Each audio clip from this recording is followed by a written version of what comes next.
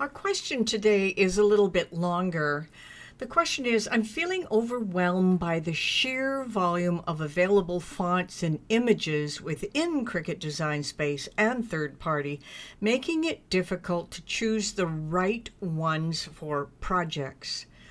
This is the Creative Crafters Podcast. Hi, I'm Bette from Bette's Makes, and this is your questions answered. Now, that is a loaded question, and sometimes I'll even sit back and feel a bit overwhelmed. And it all comes down to a couple of things, is setting up the stage properly for yourself so that you're not feeling overwhelmed.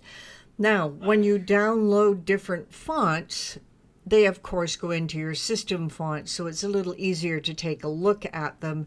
When it comes to Cricut fonts, it is quite often a search.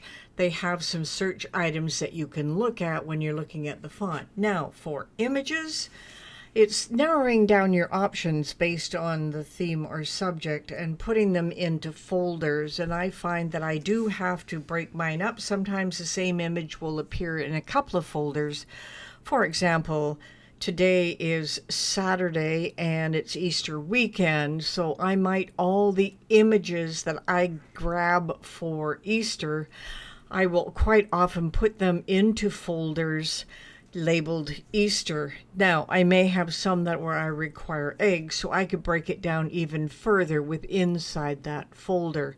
But generally, I'm looking there for eggs and rabbits and ducklings and that type of stuff. However, I may also have to put that one in spring. So it is a matter of picking what folders you want things to go in and keeping them into one place. So when it's time for you to create something, you might have a folder called birthday images, and you'll be able to just go in there and sort of scan through what you want. Now, the other thing with the images that you grab either from third party or from Cricut is you want high resolution or vector graphics for scalability.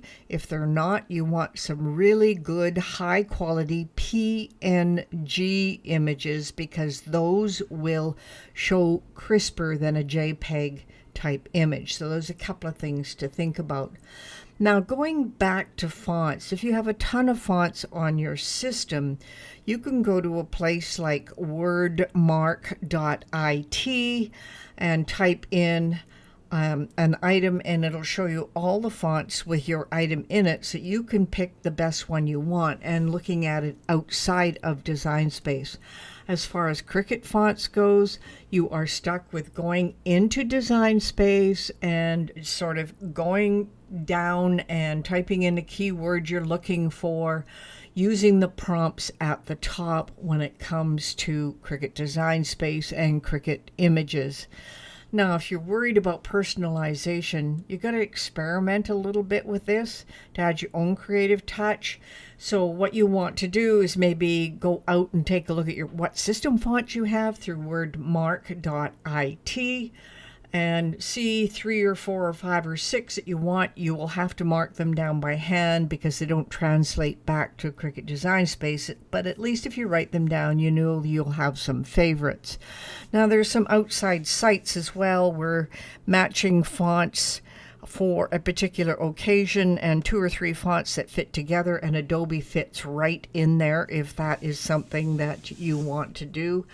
Lots of other sites will give you some matching things that work well together. Other than that, it is your eye or looking at what other people are putting together and grab those as well. This has been the Creative Crafters Podcast and your questions answered.